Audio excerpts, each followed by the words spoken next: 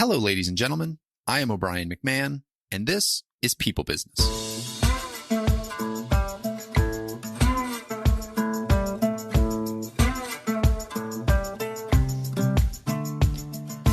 In this episode, I'm joined by Megan Lally, CEO at HighDive.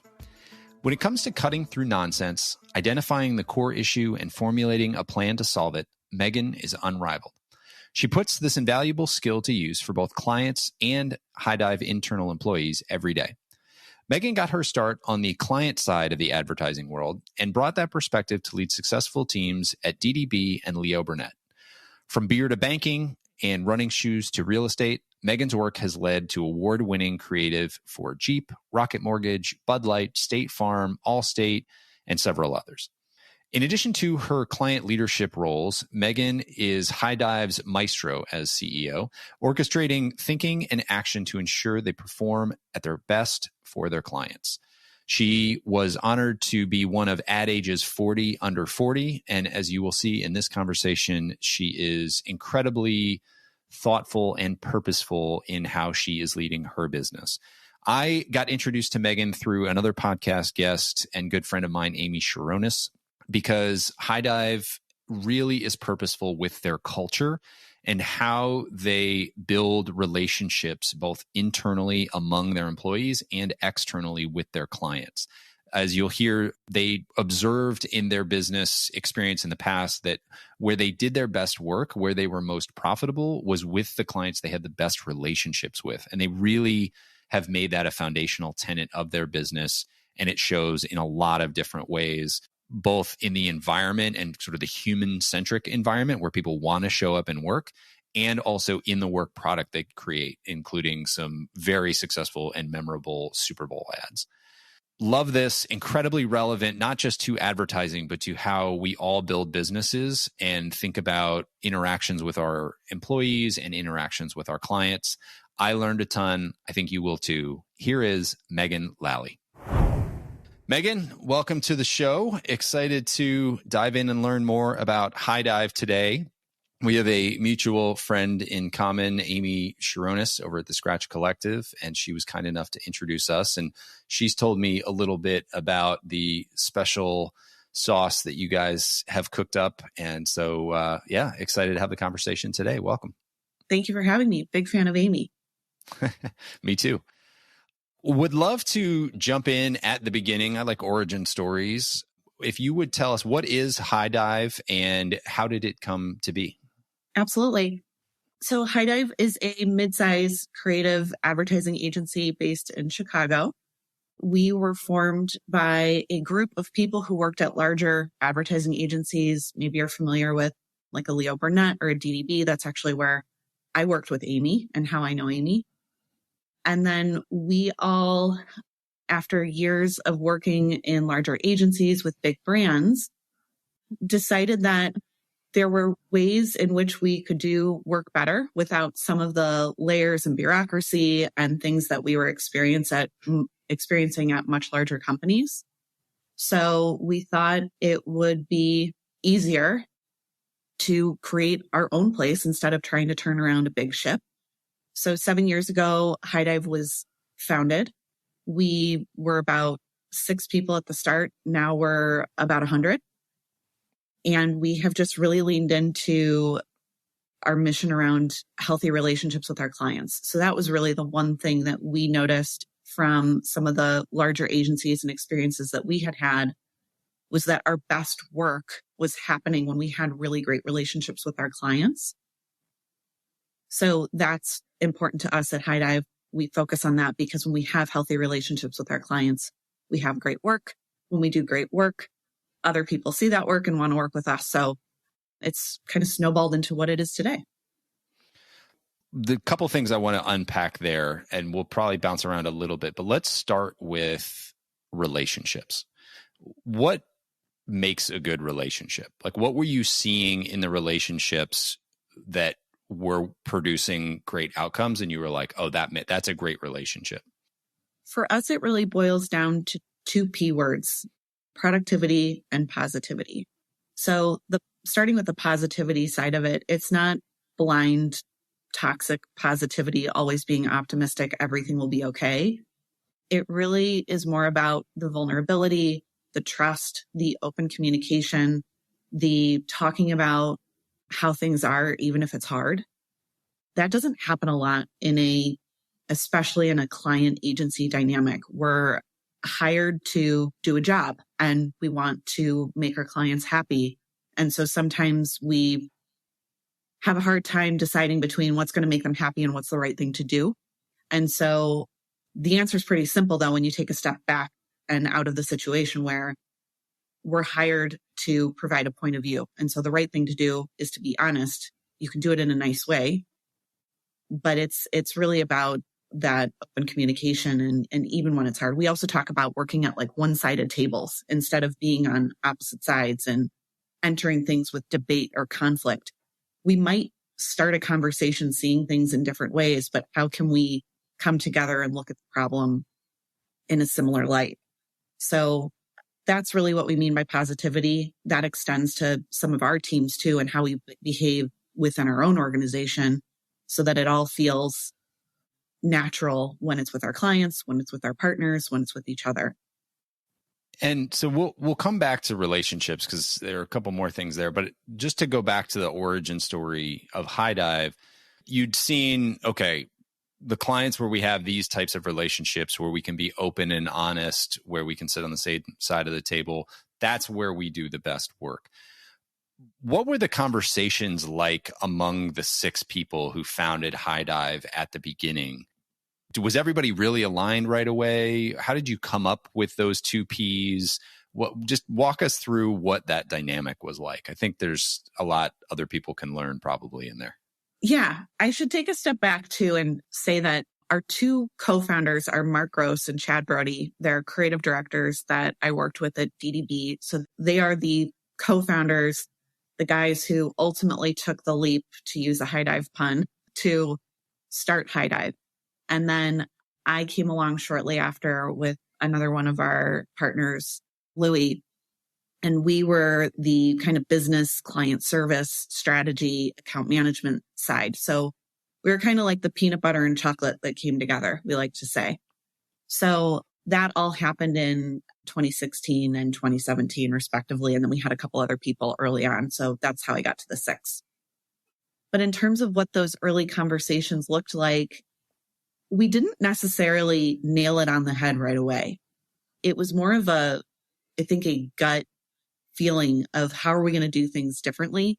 We had a lot of conversations about being nice, and we knew that it was more than that. So we started digging into what really worked. And the other P word I forgot to mention was the productivity side. We started studying the 5 dysfunctions of a team with Patrick Lencioni, and we started looking at Brene Brown's famous talk about vulnerability and some of the work that she's done, and this combination of doing really great work, but also how we do that. That was really, those 2 things going together was really the secret sauce, and what led us more to talk about healthy relationships versus just doing things in a nice way. Because you can have a nice relationship, but if you're not getting the work done and the work isn't stellar and you're not seeing great results, that only goes so far. That definitely makes sense. So do you have any stories from that time? You said it took a while to get this right and kind of work this out. Do you have any stories early on where maybe you didn't do it right and had to circle back around and say, no, this is the correction we need to make? I don't know if we had any stories about it not working out. I think it took us a minute to, we're in the business of branding and building brands and communications. And sometimes it's easier to do that when you're on the outside and consulting. And I think that's one of the great benefits of agencies and consultants. So when we were looking at it ourselves and how we were positioning ourselves, it took a little bit longer because we had to dig deeper. We had to do some of the things that we do for our clients where we're conducting stakeholder interviews and asking about what it's like to work with us. And so I don't know if I have a specific story. I just remember it took us probably a few months and a few different iterations of initial meetings with prospective clients where we were talking about our offering. And every time we went through that, we kind of learned something and were able to tweak it. So our pitch deck, so to speak, evolved. It still is evolving, really, because, we're a living, breathing organism in a way. Yeah, those things are always updating and changing and tweaking. And yeah. Right. One of the big unlocks was when we were doing some of our research, we discovered that healthy relationships are actually connected to creativity in a way. So we're a creative agency. We make Super Bowl ads and commercials that you see on TV and stuff on social media and partner with influencers. So we're all about finding creative solutions to business problems. And when we found that creativity was actually linked to science in a way, like when we have a difficult relationship, the creative side of our brains actually shuts down. So when you are in an environment of fear, you're worried about what someone else is going to think or say. When you feel like you don't know what's expected of you or what you're doing, you just think about it. You're not as creative in terms of what can we do. You're not thinking outside the box. You're thinking about all this other stuff. So that was one of the big unlocks, is when we said, or when we had discovered, when you have the ingredients of a healthy relationship, that productivity and positivity, that open communication, that trust, that clarity in terms of what's the assignment, what's expected of us, everyone can just focus on solving the problem and being creative and thinking about, what if we bring back Groundhog Day and make it a story about Jeep? That was like a really cool, wow, this isn't just a gut feeling based on experience or how people experience working with us. This is how our brains work in terms of delivering creative. And if we're in the business of providing creativity to our clients, then we have to be in the business of creating healthy relationships. Yeah. Well, I mean, if that doesn't make the case for soft skills being practical skills, like, I don't know what does, right? If you want better work, you have to have better relationships. That feels so soft and squishy, and yet has a very material impact on actual work product. Yes. And it makes sense to me. I interviewed a gentleman named Gary Nessner, who was the head of the FBI's hostage negotiation team at one point. Wow. And fascinating gentleman. And he talked about emotion and rationality being a teeter-totter. You can't be rational and clear thinking when your emotions are high. And I think rationality and clear thinking could probably, in this case, be substituted for creativity, right? The ability to really turn on your brain and come up with creative solutions and work together, collaboration, that kind of a thing. So to hear that when we are fearful or when there is some kind of negative emotion getting in the way of a relationship, that we are not able to think as clearly and as cleanly, that makes all the sense in the world to me. What does that look like in practice for you? Like, I imagine, maybe now you've gotten a reputation for, hey, we only work with nice people, or we have a no asshole rule or something like that. But I imagine there are still situations where there's contention between you and your clients, or even you and your people internally. Like, if you put enough people together long enough, even the nicest people will have some disagreements. So how do you work through disagreements, or how do you address something that could be detrimental to a relationship when it shows up? Yeah, it's such a good question. And it's not paradise. Yeah, just saying we're all about healthy relationships doesn't mean that everything's smooth sailing all the time. And it's actually most important when there's a conflict. I think what makes it hard to do and maybe easy to say is that as humans, we like to avoid conflict. It's uncomfortable. We don't want to be in a weird, uncomfortable situation. We don't want to make someone upset or mad or not like us. So it happens a lot. One of the things that we've done as a growing organization is formalize our values. And one of our values is tell it like it is. So we say, we all have a commitment to being honest with each other, even if it's hard. And so having that commitment where everyone's opting in to saying, we're going to be honest, even if it's hard, we're kind of all signing on to this isn't personal. We know this is hard for the person that's bringing the feedback. It's hard for the person who might be hearing it, but we're committed to doing that because we know it's going to lead to better outcomes. So ever since we put that vocabulary into the organization, people also use that. Like, okay, I'm just going to tell it how it is right now, but I don't think this is a good idea because of this reason. Or it would really be helpful if we could talk about this in a different way, or any number of examples. So that's one. On the internal side, we do practice that with our clients, and we have a relatively new relationship happening right now. And so another example on the client side is just setting that environment with them and that expectation where if something isn't going the way that you like, please tell us before it snowballs. Like, we will fix it. We want to hear it. So I think continuing to remind people that you want to hear feedback gives them the opportunity to bring it to you. And it feels less like, oh my gosh, I have to overcome all these uncomfortable feelings in sharing something. But if I keep saying, hey, we want to hear if something's not working so that we can fix it, I think it just creates an environment of that open dialogue.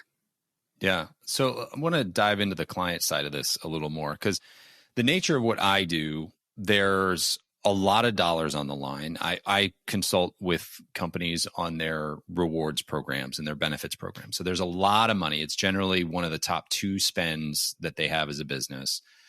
You get people whose entire job is to manage these programs. And every once in a while, you get somebody who's in that position, and whether it's insecurity or whatever, they start to, I was going to say behave badly, but they behave in a way that is detrimental to the relationship. I will say it is not collaborative. It becomes more combative. There's some fear that they are going to look bad. And so they then take that out. The pressure flows downhill to our teams. Yep. I imagine that's similar to what can happen in your industry. If you're putting together Super Bowl ads, like, that is a huge spend. There's reputation on the line. We've all seen the ads that have gone bad where there's backlash. Mm-hmm. I imagine there are people whose jobs are on the line with these ads. So one, do you see that same dynamic where, like, every once in a while somebody starts to behave in a way that is detrimental to the relationship? And then if you do, what do you do in those situations, knowing that you're coming from a place of telling it like it is and so keen on the relationship side? Yeah.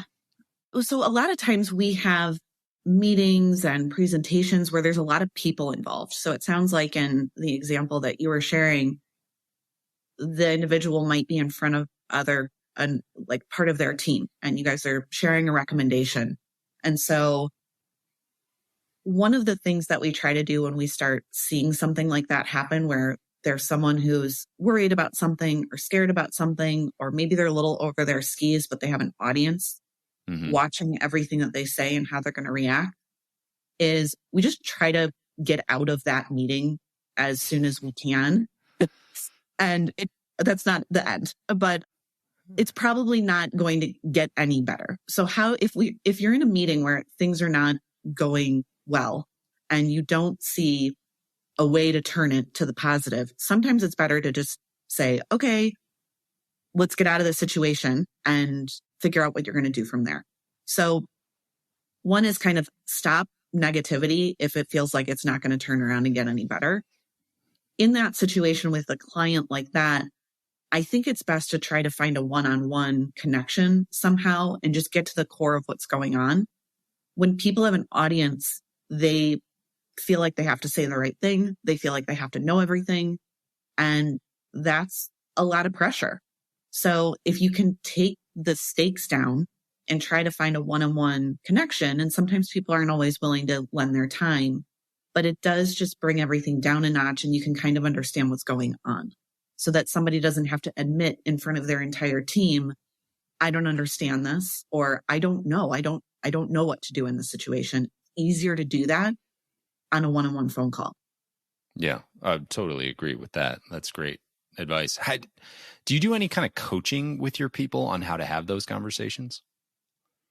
Because that's a skill set unto itself. It is.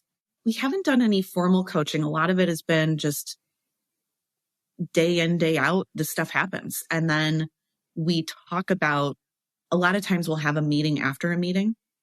Everybody loves meetings, more meetings. The debrief. Well, debriefs are important. We've talked about that on here quite a bit. The debrief is important. And that's where we talk about here, kind of the play by play, like here's what happened.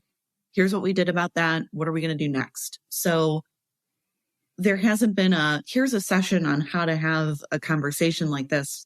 But in these moments when these things happen, it's really healthy for us to all talk about, well, that didn't feel great. And here's why, and maybe here's what's happening. And what do we think we can do about this to get back on the right track? Yeah. Well, it goes to your earlier point of it's hard to do the work on yourself. Sometimes when you're the one in the situation, almost always when you're the one in the situation, it's hard to take the step back and see the situation clearly. Yeah. And like, I find this anytime we're out pitching a new piece of business, if I just walk into one of my partner's offices and I say, hey, here's the situation I'm facing right now. What do you think?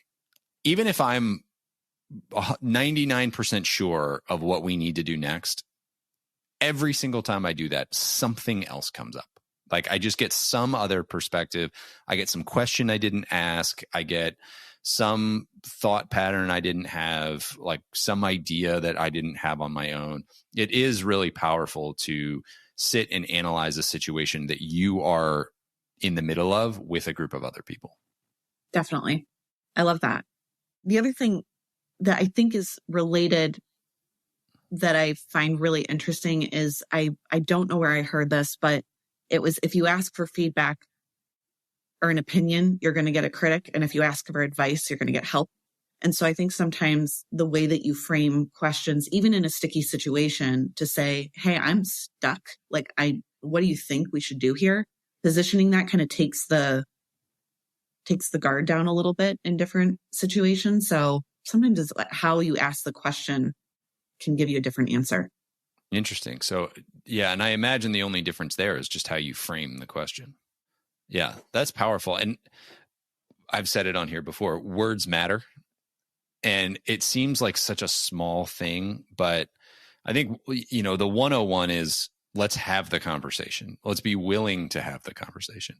But then I think the 201 or the 301, the more advanced course is what are the actual words that you are using. I read a book, we're talking about negotiation here a lot. That another hostage negotiator wrote a book called Never Split the Difference. And one of the things that I got out of that book was that if you ask a question that starts with why, it seems accusatory. And people are more likely to get defensive, versus if you ask a question with what or how, people are more likely to open up and explain whatever is happening. And so, how did you get to this outcome is a much better question than why did you do it that way? And so I think paying attention to this kind of thing, asking for advice versus asking for feedback, is such a small difference that somebody might think like, well, I mean, you're just asking the same thing. Like, I don't get it. But framing it, say, hey, can you give me some advice on this? I'm stuck. How would you do this? Like, that's very different than saying, do you have feedback on how we're doing this? Yeah. I think it also puts, when you just think about answering that question, what's feedback? You almost go, what's wrong? And what advice do you have? It's like, what could you be doing better? So it makes such a big difference in certain situations. The power of words, one of my phrases in my toolkit is, it's my understanding that. So if you're in a situation and you're trying to get up to speed, or you say, hey, this is what is kind of with your, the why versus the what or how, it's my understanding that this is what's happening. So let's talk about this. It gives the other person an opportunity to say, hey, you may not have the correct understanding. It just kind of brings everybody down a notch. So I found that one to be very helpful. Well, what just popped into my head as we're having this conversation is the difference and the power of leading the relationship with vulnerability and curiosity. Willing to say, I don't know the answer, let's collaborate on it, or I'm curious to find the right answer and I'm open to being wrong. Like that kind of ego check is huge when creating relationships with somebody else, because it invites them into your space, right? And it invites them to collaborate with you versus get defensive and now you're ping-ponging question and answer back and forth, right? And you've got your walls up. Yes. And in our industry, we have a lot of really talented people in the advertising world. And a lot of agencies that have been around a long time are asked a lot of, they people pay for their opinion and they want their point of view. And there's been a lot of ego that is built up over time at various agencies where clients are very left out of the conversation and of the collaboration and the creation, and they want to be part of it. And they should be. They're managing a brand. So it's kind of a culture and dynamic that's been built up over time where the agency is, one, expected to know the answer, to have a firm recommendation, to know what to do in every situation.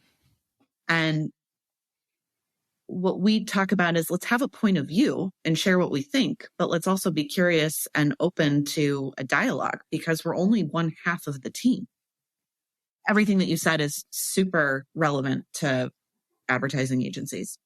Can you explain that a little bit more? Because I see that it is something that I think about for our business all the time. And our business is very different in a lot of ways from your business. We're doing insurance. We're not doing, creative advertising, but we are often asked to come in as the experts and have an opinion. And so much of what we do relies on that other half of the conversation, right? We can go in with any number of opinions and it might not feel right or be right for that organization for any number of reasons. And yet I struggle in new business opportunities when a competitor comes in and says, we have the plan. Here's what you need to do. It can sound really good. And to somebody who really doesn't know what to do, somebody who comes in with that kind of clarity feels really safe and secure. And yet, I believe that isn't necessarily going to get you to the best outcome, because you need to have a say in that too. So how do you have those conversations and give somebody the confidence that you are the experts, while also allowing for sort of the ambiguity or the space for their half of the conversation to step in later? Does that make sense? Yeah. Am I allowed to swear? Sure. So I think this is going to be relevant to your business and mine, but we say shit in, shit out. Okay. So we have to get a brief. Like, we are experts in finding a creative solution to a problem, but we may not know what the problem is. And so if we don't get great information coming in, or there's a lot of work that goes into what are we going to do that we can't do on our own? Probably similar to you guys when you're meeting somebody new for the first time, you don't know what they're dealing with. What's important to them? What's the size of their company? What's their culture? What benefits are going to make a big difference? What are their budgets? There's so many factors. How would anyone be able to just show up and have the plan? Maybe they're lucky and they figured it all out. So similarly to us, we need that collaboration up front, because that's going to make our point of view and our recommendation tighter. Also, once we get to that point of, okay, we have great inputs in order to bring a recommendation forward, one of the things that we like to do is provide some different options. So sometimes agencies will come back and be like, we figured it all out. This is the one campaign you're going to do. It has a spokesperson. It's going to be this, and this is the answer, and everything else is bad. And it's the Mad Men style pitch. Yeah, well, there's never one answer. Yeah. So we like to give options because it's a process. And so when we have options, we can talk about the strengths of one area or the weaknesses of another area. We actually just had a presentation on Monday where we brought a variety of stuff, because we're still learning what the clients are looking for. So on one hand, they could be like, you showed us a lot of stuff. Can you be more focused in your recommendation? And we will over time. But right now we're learning and we're working together. And so that's what that's what the should in, should out means, is if we don't collaborate on this stuff together, then what comes out of it, it's not going to be very useful, or maybe not the right fit. Yeah. Thank you. I just think that is a dynamic that I've seen play out so many times. And it is important to communicate to the customer and to the client the value of their input on the final product. Right. It's just such a balance in terms of, you can be confident with, we know our stuff and we know we've seen what's worked and what hasn't worked. We have a lot of experience in different areas, but there's a lot of nuance, and the collaboration makes it better. The working together with our clients has made our ideas better. So when you let people in who know the product and the problem, it just makes for better results. Yeah. Well, going back to your original point about productivity and positivity, did I get that right? Those are the two? Yep. Okay. You can't just be positive if you're not also putting out good work product. Like, you have to hold a high standard and then also be really good about building your relationship. I think there's a dichotomy here too, which is you have to be an expert and demonstrate your expertise to a high standard, and then also allow space for the customer or the client. You can't just allow space for the customer or the client and say, we'll figure it out later, without being able to demonstrate a high level of expertise. I think you need both, and it's easy to forget one or the other. You either come in with all your expertise and you don't allow room for the client, or you come in and you say, oh no, we're just going to figure this out, man. Come on, let's get in here and do it together. And they're like, no, I need to know that you know what you're talking about. Like, you need to have some kind of a plan here. Right. So we use a general contractor analogy a lot when we talk about what we do. And if you think about, like, you're remodeling your kitchen, you're going to hire somebody and a designer and a team that's going to have a point of view of building you a beautiful kitchen, but you might hate the color red.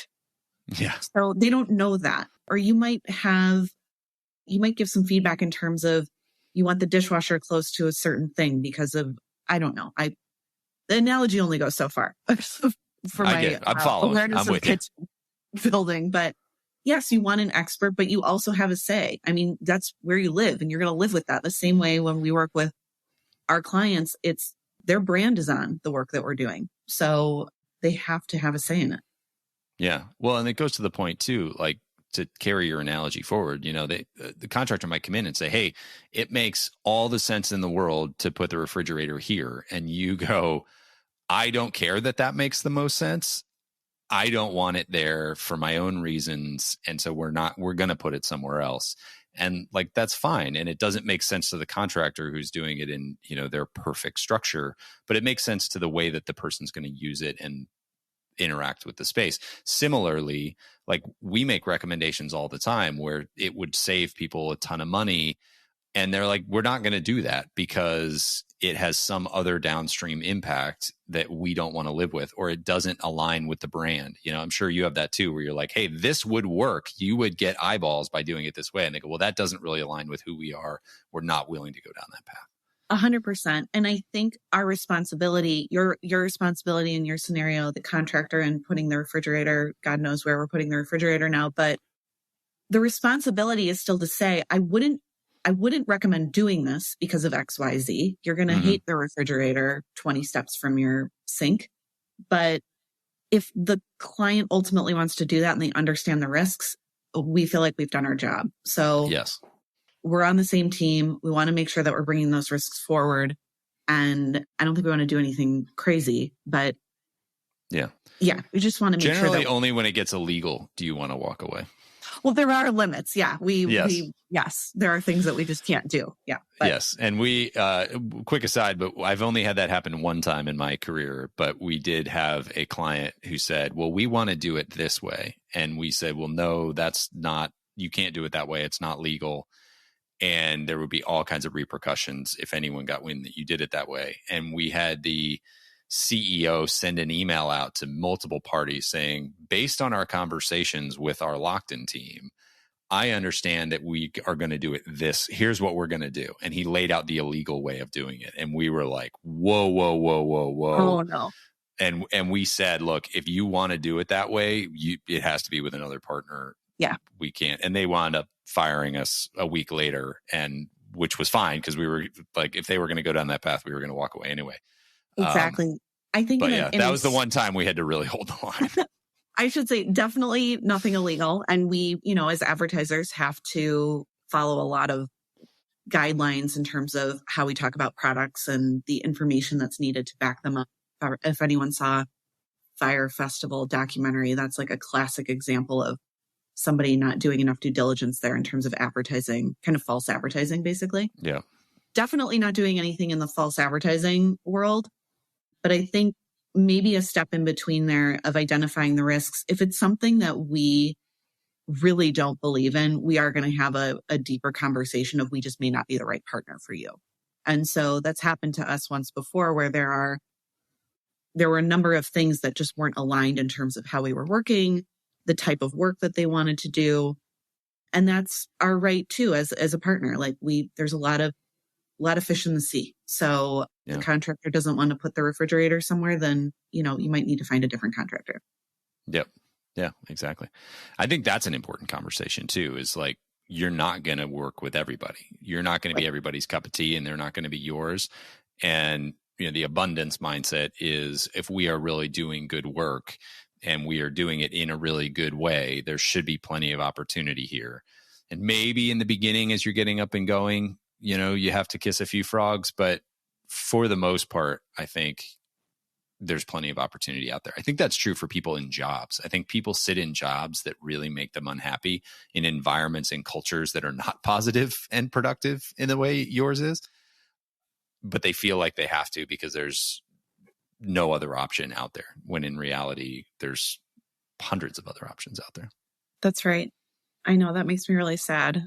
There's a ton of options, and that's why we all do different things and work with different people. So yeah, if anyone's in that situation, trying to get out of that would be the best way forward. And again, that's another, like, it's uncomfortable. It's hard to change.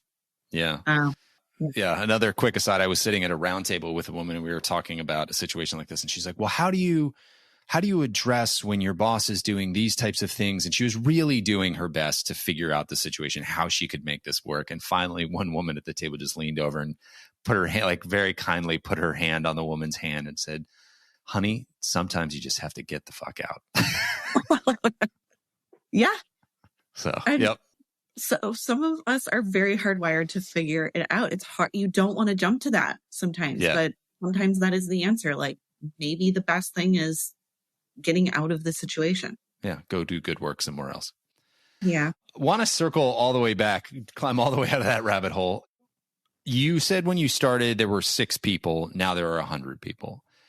What is the process like to onboard a new associate or new employee and have them understand this ethos and how work is done at High Dive? It's a great question, and one that we're honestly working to evolve as we grow. In some of the early days, like the 8th, 9th, 10th employees, it was come on in and here we are. We're just going to start working together.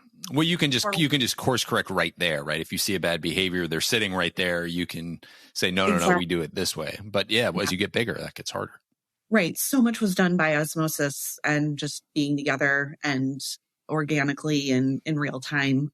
We've also brought on a lot of people that we've worked with previously, which has made us super successful and fast because we're just bringing people on that already work like us. We know, share a similar work ethic and focus on doing great creative. So that was also kind of a cheat code too. But as we expand and as we bring on more people, one of the things that we've done is just make sure we have like an onboarding day. So the first day they start, we talk about a little bit of the history of the company. It's funny to say history of the company because we've only been around for 7 years, but we do. We talk about the founding story and we talk about what's important to us and we share the values. We developed an employee handbook that just talks about the way we like to work, how we work with clients. And then we still immerse them into the organization. So every Tuesday, this is for everybody. This isn't even for new employees, but we have this thing called Newsday Tuesday. And we just talk about what is going on at the agency. We have a lot of people working on different accounts. So sometimes Jeep is one of our clients. It can feel like you almost work for Jeep because you're just doing Jeep all the time with the other team members that work on that account. Our objective with Newsday Tuesday is to make sure that they're still feeling tied back to High Dive and learning about some work we just did for Jersey Mike's, for example, and hearing about, we do high fives. So different employees can kind of give shout outs to other people publicly. The other thing we've done with new employees is this was easier when there were less of us, but we would just do like an icebreaker, come in, meet the whole company. We have this big debate at High Dive about ice cream cake or not ice cream cake. What team are you on?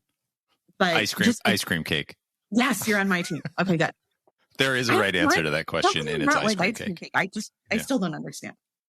But we just try to immerse them, bring them in. And then one of the best things is just getting them up to speed with work. So making sure they know what's expected of them. Here's the work you're going to start doing. So we throw them into the deep end a little bit, but we have built some more structured things, like I mentioned, along the way. You said ice cream cake, and it threw me for a loop for a second there. I have some funny stories about ice cream cake. Just another quick aside, because I can't help myself. I really like Baskin-Robbins mint chip ice cream. And when we were getting married, my wife and I had this whole thing that I just had this vision in my head that you could take the colors mint and white and brown and create like a really pretty wedding venue out of those colors. And then we could also do an ice cream cake, which would be so unique. And I like doing unique design elements for experiences. And I like pitched this whole thing to my wife, and she was like, "You are out of your damn mind." And she's like, "That's the worst idea I've ever heard." And we were getting married in the South, and she's like, "It'll melt." And I had a whole plan for that. I had it all mapped out. So anyway, that got poo-pooed. We wound up bringing in mint chip ice cream and doing mint chip ice cream sandwiches, which was wonderful. But we showed up to the wedding, and all of the bridesmaids were in mint colored dresses. No. And it was this sort of rustic wedding. And so there were all these brown accents everywhere. And I just looked at my wife and I was like, "Do you see the color palette that we have here? Like, do you see what we've done? You created a mint chip wedding." And she was very embarrassed. And she tried to tell me that the dresses were seafoam, but we looked at the tag and the color was mint on the tag. No way. So that is, sorry listeners for that story, totally unrelated, but it is a pretty funny I just think story. it's funny that I found you're like the team captain of ice cream cake. Yes, I'm a big fan, especially mint chip ice cream cake from Baskin. Especially mint chip. That's a lot awesome. of fond memories of birthdays with that cake. You can't go wrong. It's all in one place. Not everyone agrees. This is one thing we're divided on at High Dive. That's funny. It's good to have some healthy debates. Back to the topic at hand, virtual settings. I think it's a good segue from, ice cream cakes into virtual settings. No, from how we grow the ethos of a company in an in-person setting to how we grow it in a virtual setting. We obviously have gone through the pandemic. What have you learned about continuing on your culture in a virtual or hybrid environment? Oh, it's such a good question. There's a lot of things that come to mind. I mean, we were about just for reference, we were about 17 full-time employees when COVID hit. And when we came to being full-time, we were like 3 times the size of that. Wow. And not full-time, sorry. We go in on Tuesdays and we're hybrid otherwise, but when we came back in person. So there was a lot of growth over Zoom and Google Meets or pick your poison. One of the things that we've learned is the coming back, the days where we are back, that connection just cannot be recreated on a screen. It just can't. And there's a lot of benefits to the flexibility that we all experience now with not going in 5 days a week and the commute and all that stuff the way that we used to do that. But the hallway conversations, the running into people you don't work with every day, reading body language, you just can't recreate it. So The Tuesday return back, we were very thoughtful about how we did that. We were thinking about, do we do different people on different days? When we are together, how do we maximize that time together so that we're getting more of the good stuff that comes out of being in person? One of the things that we've learned is that that day brings a lot of benefits. The other thing that we've learned is when we're apart, we really try to encourage people to have their cameras on, especially if we're going through something where we do, like before we put a creative presentation together, we have a lot of internal reviews and we're talking about the work. And that's where some of those interesting debates come into play too, in terms of this is why I like something or this is why I don't like something. There's a lot of conversation. So when we can't be in person, we've also tried to be really good about keeping our cameras on and reading that body language. And, when you're going through the new campaign ideas for Jersey Mike's, for example, like you want to see how people are responding to hearing that for the first time. Are they laughing? Are they smiling? Are they worried about something? So that's important when we can. Another thing that we've learned is this hybrid work life that we have has led people to kind of be half in, half out. I think they try to be at work, but they're also trying to be on the road going to Michigan for the weekend. And one of the things we've encouraged is if you're going to be out, just be out. And if you're going to be in, be in. It's really confusing to the rest of the team if somebody's calling in and you're half paying attention because you're somewhere else. So it's important to take time off. And we've just encouraged, if you're going to take a road trip, if you're going to go do something, there's a difference between working and vacation. And when you get in the middle of that, it just gets hairy for everybody. And that's not enjoyable either. That's not your personal time. So that's another thing that we've experienced and have tried to advise everybody on. What's been the reaction to that from employees? I think it's gotten better. I think when people want to be out, they want to be out. So I haven't really gotten any direct feedback, but I think it's improved. And it's just, hey, I got to go do this thing. That's fine. Yeah. So we've been, again, I think it's part of the opting in, everybody being on the same page in terms of, Megan's out this afternoon. So either we're going to meet and move stuff forward without her, or we have to do it when she's back and available. Yeah.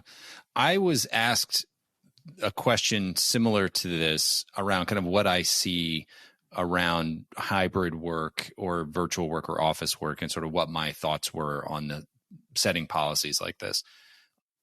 And what I said, I think aligns with what you're saying, is where I've seen it be the most successful is, again, it's a dichotomy, a lot of what we're talking about today. It's organizations who were willing to ask for the opinion of their employees and listen to that opinion and build policies around what the employees' wants and needs were, while also having an opinion on what the business's wants and needs are and what is really driving performance and what is best to get the best outcome out of their people, and to be creating as flexible a policy as they can that holds the line on their values, and then communicating it that way and saying, here's what we heard from you, so here's what we're going to build. We weren't able to do these things because we really believe X, Y, Z.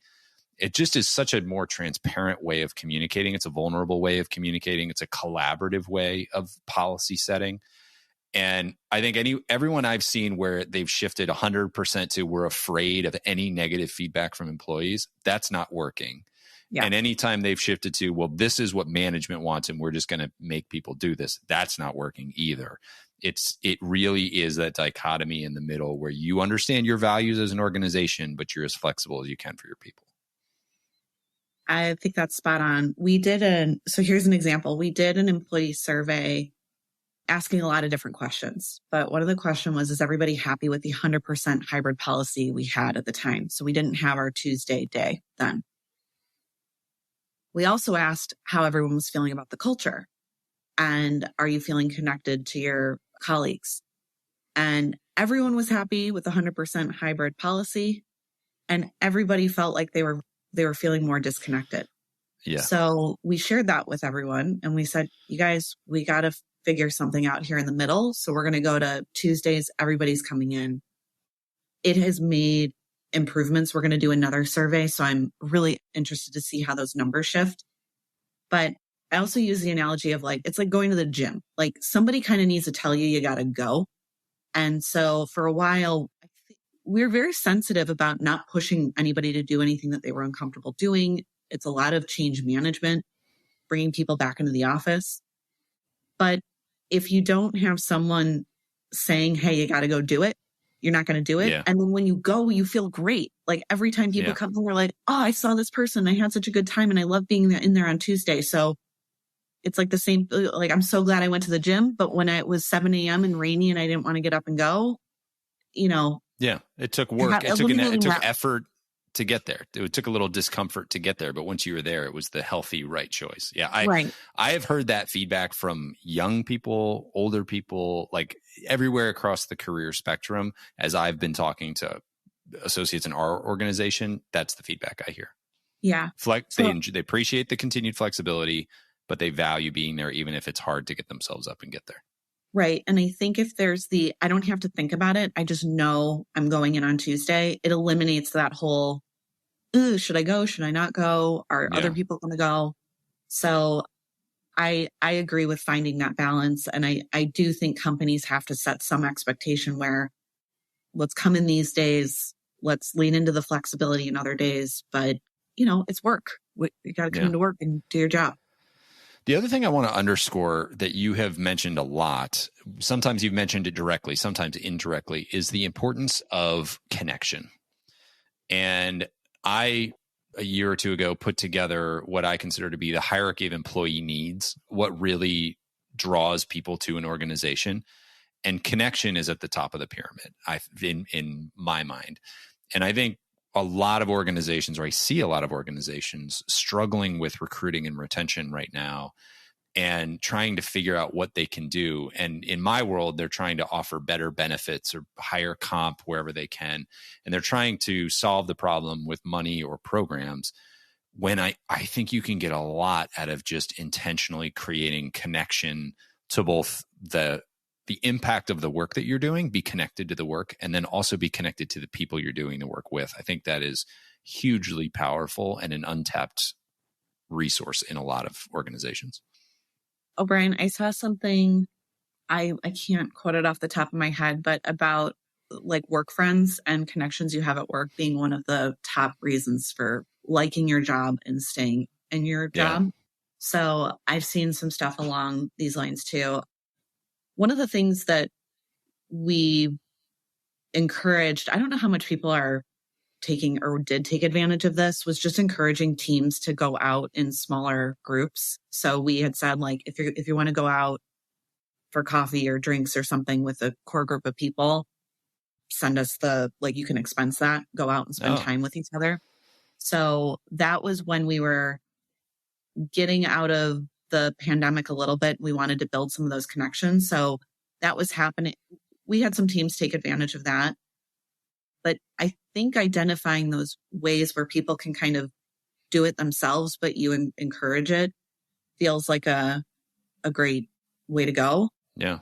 Another thing that I think is just really special with us that I don't know is just so many people know each other. Like we rely on a lot of referrals, and that helps because those connections are already there. Yeah. With the last couple minutes that we have, there's one last thing that I want to circle back on. And I appreciate you sharing the high dive story. And I love what you are all doing. And it's obviously working and been successful for you. And I think it's a great template for others to use. I want to ask one selfish question at the end here, because I like creative work and I write on the side. Anyone who's listened to this for long enough knows that I have some creative writing projects going on and things. And I do sales, and it's all about storytelling. And that is the business that you're in. What tips do you have besides having a good relationship with your client or having a good relationship with your team that leads to better creative outcomes? One of our other values is being a student of culture. And absorbing information from different places in different ways, especially when it's outside of your natural path. So reading books, watching different TV shows, movies, going to museums, observing people on the L and what are they doing that's maybe funny or weird. The ideas that you come up with are downstream from the stuff that you consume. So it's really important to us that you're being that student of culture and absorbing some of those different things, because it makes your point of view more interesting and relevant and taps into what other people are seeing or watching or experiencing. So that's a big one that we talk about. And that actually, with working from home, how do you get out and experience some of those things? That's another thing with like going to work, like being sitting in traffic and being on the train or being on the bus or seeing somebody do something silly, like absorbing those life moments is what makes for good stories. Yeah. Amen. Have you ever read the book, The Medici Effect? No. I loved that book. It was one of my favorite books on creative inspiration and innovation, and was lucky enough to serendipitously get introduced to the author, Franz Johansson, and he came on the show. And so we did an episode on this, and his whole thing, he's built a whole business on the fact that innovation happens at the intersection. And so, yes, I'm a believer in that as well. And I have found for my life that all kinds of interesting things happen when I just follow and pursue things I'm interested in. And most of it doesn't apply, but every once in a while, 3 or 4 things come together in some really weird way. This podcast being one of them. I shot films in college because I was really passionate about filmmaking. I enjoy sales and trying to figure out how to ask people better questions. And then I just like interesting people. And so I had this really interesting network, and all 3 came together, well after the fact, not planned in any way, to form the podcast. And here we are 150 plus episodes later. So that's awesome. I just reinforce that message, encourage that for everybody. Definitely. Well, I will pick that book up. That sounds great, and listen to that episode. But yeah, that's I love that. Innovation comes at the intersection. Yeah. Well, there's a ton in here for people to unpack: how to be more creative yourself, how to get more out of your people, and how to really have good relationships within your business and with your clients. So, Megan, anything else that you want to share to put a bow on this one? Just thank you for having me. I enjoyed the conversation. I think sometimes relationships feel like something that just happens, but there's so much to unpack and think about, and what the words you use and everything we talked about. So thank you. This was fun. Well, and to everybody listening, go build some stronger, better relationships. It'll be productive in a lot of ways.